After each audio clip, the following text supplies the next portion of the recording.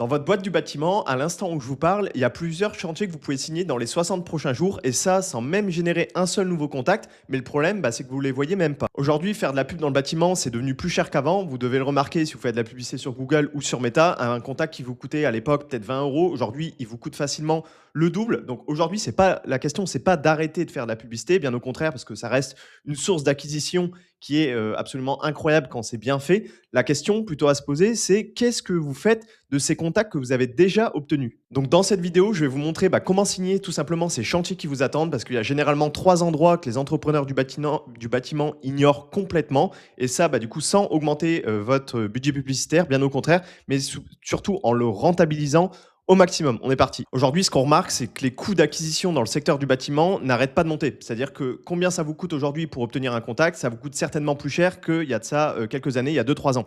Il y a plusieurs raisons qui peuvent expliquer ça. La première, c'est tout simplement qu'il y a plus d'annonceurs sur Google et sur Meta. Donc, ça veut dire qu'il y a plus d'entreprises qui font de la publicité. Forcément, les gens prennent conscience que faire de la publicité, c'est un levier qui est magnifique quand c'est bien fait parce que ça vous permet tout simplement de ne plus dépendre du bouche à oreille, de ne plus dépendre des plateformes de mise en relation, d'avoir votre propre système d'acquisition propriétaire qui vous permet de générer des contacts de manière plus ou moins prédictible. Donc forcément, le niveau de concurrence augmente. Donc qui dit plus de concurrence dit plus de difficultés à tirer son épingle du jeu. Qui plus est, il y a des marchés qui sont devenus vraiment plus concurrentiels qu'il y a quelques années. Ça va de pair avec le premier point, donc plus d'annonceurs. Et il y a des marchés encore sous-exploités en publicité, mais je pense notamment à la couverture, à la plomberie. Ça reste des secteurs qui sont de plus en plus compliqués. Donc forcément, les coûts par lead, les coûts par contact augmentent. Donc comment ça se matérialise au niveau des plateformes publicitaires? Vous allez payer plus cher vos clics. Vous le savez, ceux qui ont fait de la publicité, par exemple dans la couverture ou même dans la plomberie, il y a quelques années, vous regardez, vous comparez votre coût par clic actuel avec votre coût par clic il y a de ça quelques années, c'est littéralement le jour et la nuit. Et ce qu'on remarque auprès notamment de Google Ads, c'est que les coûts ne font qu'augmenter d'année en année parce que ce qui rapporte le plus aujourd'hui à Google, c'est c'est la publicité, c'est son business model. Donc forcément, eux, ils ont tout intérêt à ce que vous payiez plus cher vos clics parce qu'ils savent aussi derrière que ça peut vous rapporter des contacts. Donc du coup, vous allez continuer de faire de la publicité même si ça vous coûte plus cher. Et ça, c'est une tendance qui va continuer dans les années à venir. Ça, c'est clair et net. Et en tant que dirigeant d'une entreprise de bâtiment, vous devez bien comprendre combien ça vous coûte un contact. C'est le type de données, une KPI qui doit être mesurée pour justement calculer tout simplement votre rentabilité. Donc, ce qu'on a tendance à regarder, c'est effectivement sur Google, je vois que mon coût par conversion, il est à 50 euros. Sauf qu'en fait, ça, c'est le coût visible. C'est-à-dire que vous allez regarder effectivement combien ça vous coûte un clic, combien ça vous coûte une impression, combien ça vous coûte grosso modo une conversion directement sur la plateforme publicitaire. Mais en fait, le coût que vous payez vraiment, le coût réel d'un contact, il inclut d'autres variables. Il inclut le temps que vous allez passer à rappeler ce contact ou tout simplement le temps que vos commerciaux vont passer à rappeler ce contact. Donc, si derrière, il ne décroche pas ou il n'aboutit pas, forcément, c'est du temps perdu. Donc, du temps, c'est de l'argent. Donc, forcément, ça impacte le coût réel d'acquisition. Vous allez vous déplacer certainement pour prendre des mesures, etc., pour aller faire le devis directement sur place. Rares sont les dirigeants du bâtiment qui font directement un devis par téléphone. Forcément, généralement, vous vous déplacez. Vous allez prendre du temps à faire le devis. Donc, tout ça, ça impacte le coût réel que vous payez un contact. Et donc, du coup, ça va de pair avec les plateformes publicitaires qui coûtent de plus en plus cher. En plus de ça, vous payez aussi le temps passé à faire le devis, etc. Donc, en partant de ce constat, on arrive facilement à la conclusion que quand vous payez un contact, vous ne devez pas le lâcher. Que ce soit un contact Facebook, un contact Google ou même un contact qui vient de vos canaux d'acquisition naturels. Je pense notamment à votre site web, à votre fiche Google Maps, des personnes qui vous appellent directement. Vous ne devez pas lâcher ce contact parce que c'est quelque chose que vous avez payé, vous avez créé, vous avez mis des efforts pour justement être bien référencé, pour faire de la bonne publicité. Donc, une fois que la personne a émis une intention quant à solliciter vos services, vous ne devez pas lâcher ce contact. Et ça passe justement par la mise en place d'un système de ce qu'on appelle un CRM, un outil de gestion client, ou de manière un peu plus compréhensible, un fichier contact. Vous devez avoir un logiciel, un outil qui vous permet de traquer, de surveiller tous vos contacts que vous avez générés, idéalement par source d'acquisition. Moi, j'ai généré ce mois-ci 30 contacts avec Google Ads. J'ai généré 15 appels avec ma fiche Google Maps. J'en ai eu 15 avec Local Service Ads, etc. Vous devez surveiller pour savoir justement quel canal d'acquisition fonctionne le mieux, quel canal d'acquisition m'amène le plus de contacts qualifiés qui vont déboucher sur des chantiers. Et tout ça va justement vous amener derrière à exploiter ce fichier contact pour justement générer des chantiers qui aujourd'hui sont dormants. La plupart des entreprises qui ont de l'ancienneté, qui ont 3, 4, 5 ans d'ancienneté, sont littéralement assis sur une mine d'or parce que vous avez une base de contacts, de fichiers contacts, notamment dans la menuiserie d'extérieur par exemple, qui dort avec des centaines, des milliers parfois d'adresses mail et vous en faites rien, alors que c'est des contacts qui ont émis une intention quant à vos services. Donc aujourd'hui, vous êtes assis sur 3 mines d'or, tout simplement vos anciens clients, tout ça, c'est en gros les personnes qui ont déjà travaillé avec vous, donc les personnes qui ont sollicité vos services il y a plus d'un an par exemple. Vous avez les devis non signés, donc ça c'est des personnes pour qui tout simplement vous avez fait un devis, mais la personne pour une raison ou pour une autre n'a pas donner suite à ce devis-là. Et enfin, on va avoir les leads non aboutis. Donc ça, c'est des gens qui ont émis une intention, par exemple, qui vous ont appelé, qui ont complété le formulaire de contact, qui n'ont pas répondu quand vous les avez appelés, ou que tout simplement, ça n'a pas donné suite. Ça, donc, du coup, c'est vraiment les 3 leviers sur lesquels vous devez capitaliser. Et je vais vous montrer ça tout de suite pour justement que vous ayez une méthode claire, précise à la fin de cette vidéo pour pouvoir justement relancer toutes ces personnes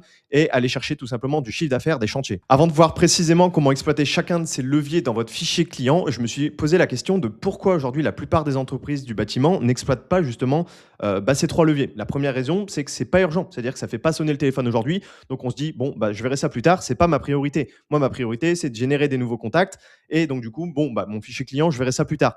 Le deuxième point, c'est que c'est mal cadré. C'est vrai que c'est mieux vu, c'est la valeur perçue de générer des nouveaux contacts semble beaucoup plus élevée que de réactiver les contacts précédents. Mais n'oubliez pas ce que je viens de vous dire au tout début de la vidéo, c'est que le coût d'acquisition ne fait qu'augmenter. Donc aujourd'hui, se focaliser essentiellement sur l'acquisition, c'est se focaliser sur une seule des verticales, alors que justement, les contacts qui ont déjà été payés, finalement, c'est de l'argent qui dort dans votre fichier client. Donc c'est pour ça vraiment que je voulais faire cette vidéo parce que c'est super important. Et le troisième point, c'est évidemment la peur technique, ou du moins la peur, tout simplement l'incompréhension de ne pas savoir comment exploiter son fichier client. Et donc, c'est ce qu'on va voir tout de suite. Alors, la première mine d'or sur laquelle vous êtes assis, c'est tout simplement vos anciens clients. C'est des personnes qui vous ont déjà fait confiance, vous êtes déjà entré chez eux, vous avez fait du bon boulot, ils vous ont payé et depuis, plus rien. Vous attendez qu'ils vous rappellent un jour en croisant les doigts qu'effectivement, ils ont de nouveau besoin de vous.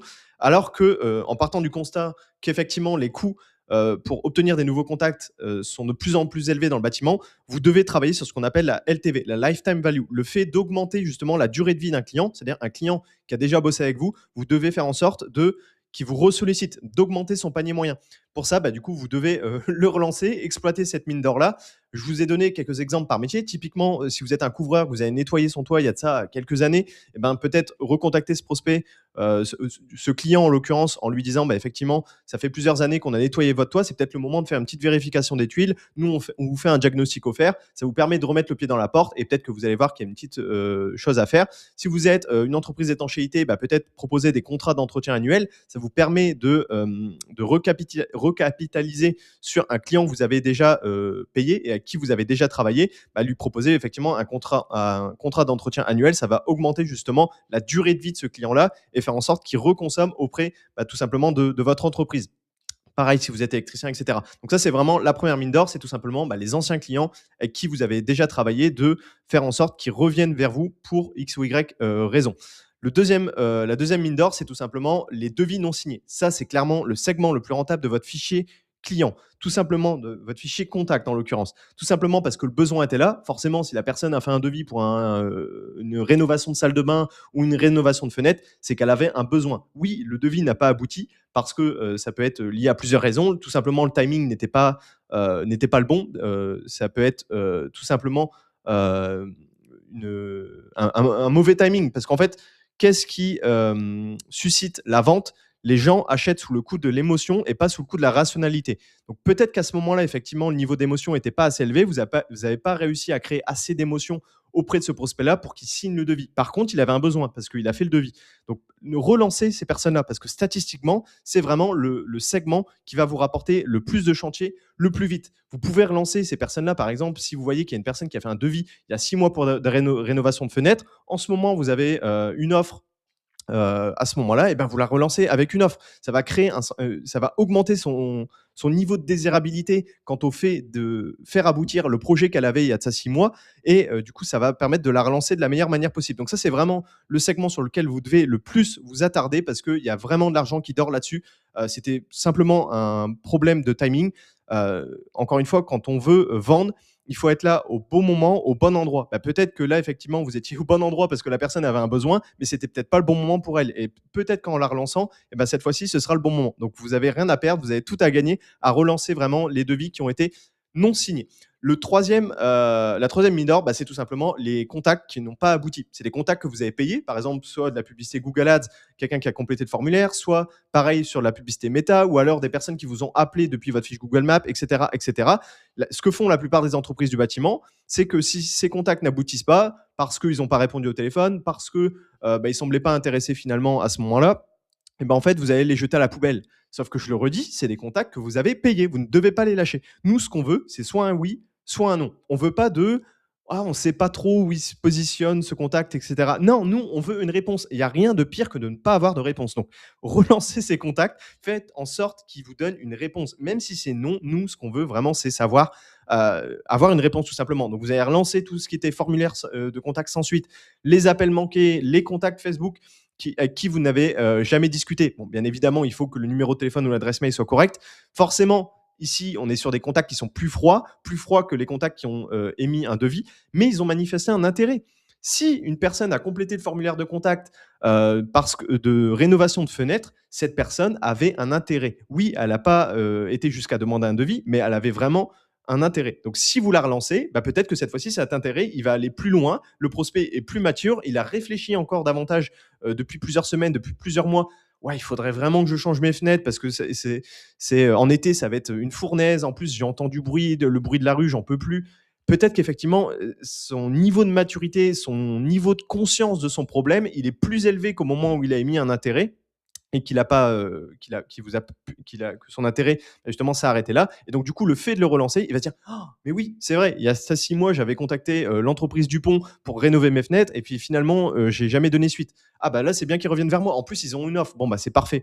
Allez, je vais lui demander un devis cette fois-ci». Donc, relancez ces prospects-là parce que vous les avez payés. Bon, maintenant que j'espère vous avoir fait conscientiser le plus possible à quel point votre fichier client, c'était une mine d'or sur lequel bah, vous devez mettre de l'effort et travailler, on va voir littéralement bah, comment on fait, c'est quoi la méthode pour justement contacter ces personnes qui sont tout simplement dans notre fichier client. Avant de voir ça, bah, n'hésitez pas à liker cette vidéo si le sujet vous intéresse et puis bah, pareil, à vous abonner à la chaîne YouTube, ça m'aide énormément et puis bah, au moins ça vous permet de ne pas rater les prochaines vidéos. Donc on attaque tout de suite avec la méthode qui se distingue en 3 étapes.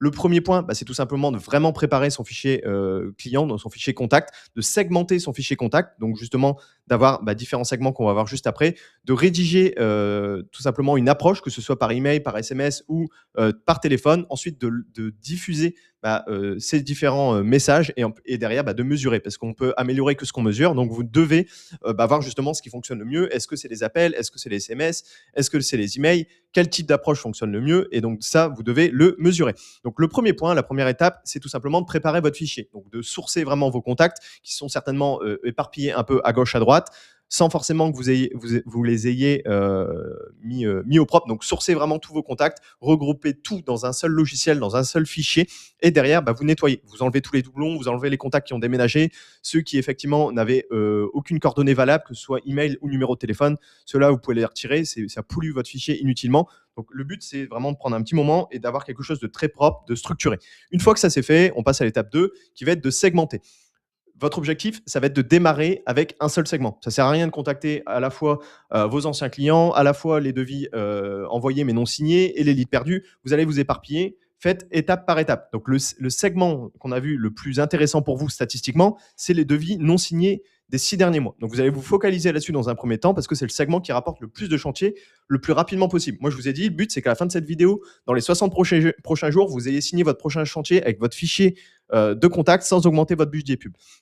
Donc, vous allez segmenter votre fichier. Donc, vous allez avoir les anciens clients, vous allez avoir les devis non signés et vous allez avoir les leads non aboutis. Vous pouvez aussi segmenter par prestation. Bon, bah ok, ce contact-là, il était intéressé par la fenêtre alu. Celui-là, il était intéressé par la fenêtre bois. Celui-là, par de la porte d'entrée du volet. Ça va permettre justement bah, d'avoir quelque chose, encore une fois, de propre, une bonne base, des bonnes fondations sur lesquelles derrière, on va pouvoir travailler. Vous pouvez aussi segmenter par ticket en fonction justement bah, du type de devis qui est envoyé. Est-ce que c'était des devis inférieurs à 5 000 euros, des devis entre 5 et 15 000, etc., etc. Ça, c'est à vous de voir. Évidemment, vous faites en fonction de ce qui est le plus cohérent par rapport à votre prestation, par rapport à votre secteur d'activité, mais ayez quelque chose de propre et de centralisé.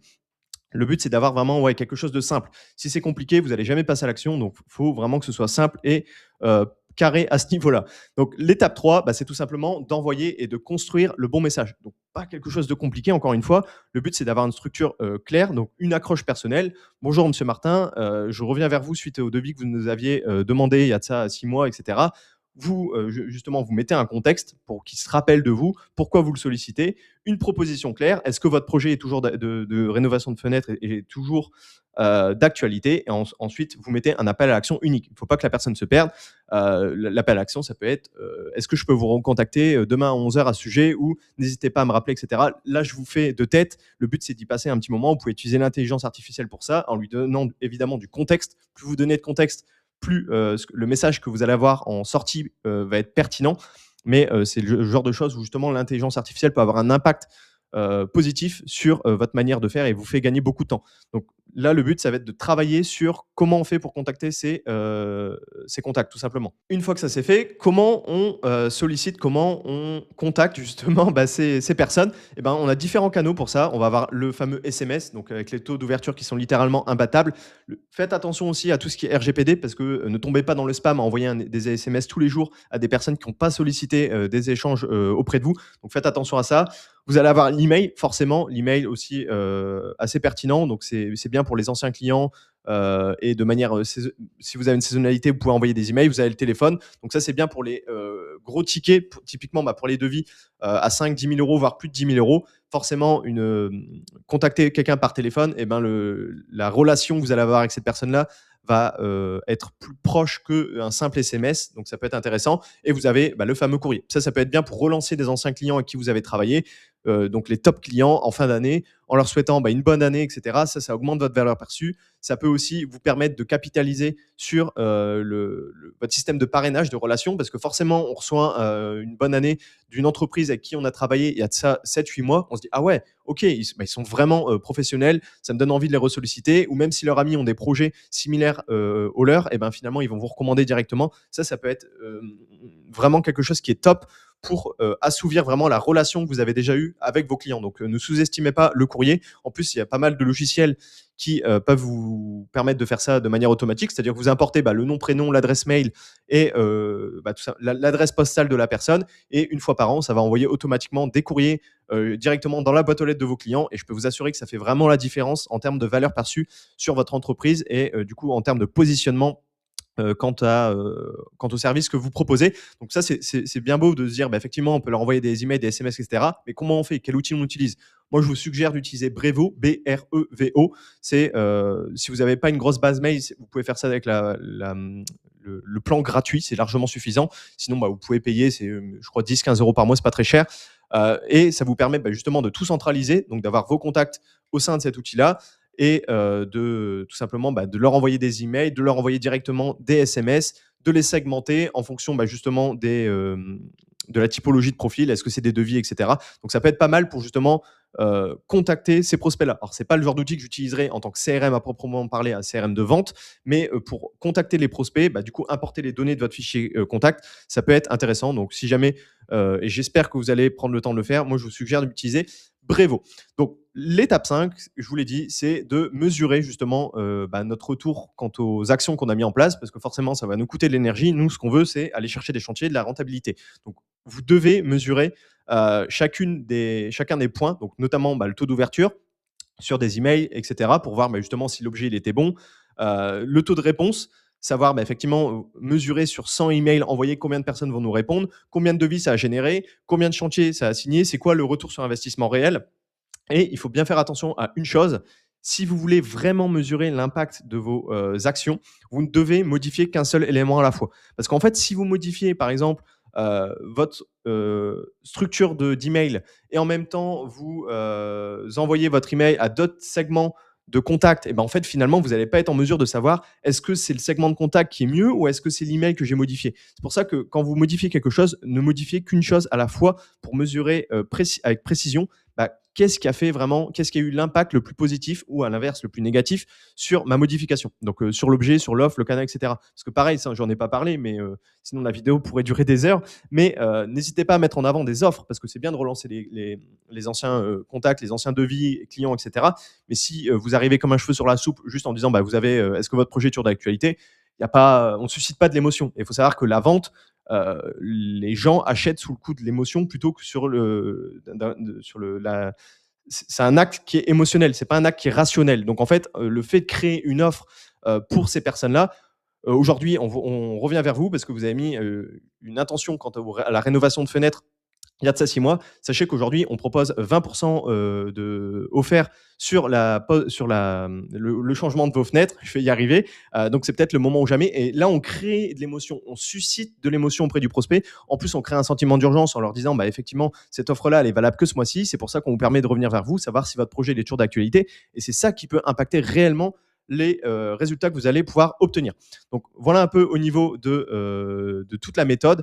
Donc, la conclusion derrière tout ça, c'est que avant d'augmenter votre budget publicitaire de plusieurs centaines, de plusieurs milliers d'euros, exploitez déjà ce que vous avez déjà payé. C'est vraiment la conclusion que je veux que vous reteniez, c'est que les contacts que vous avez déjà payés, vous devez les exploiter. Vous devez vraiment aller jusqu'au bout, les relancer. L'argent est dans la relance. Exploitez votre fichier client. Si vous n'en avez pas, créez-en un. Utilisez un CRM. C'est game changer. Ça fait littéralement toute la différence. Sinon, vous pilotez à l'aveugle. Et encore, il y a tellement d'entreprises du bâtiment qui aujourd'hui font de la publicité Google sans être capable de mesurer la rentabilité parce qu'il n'y a aucun tracking qui est derrière.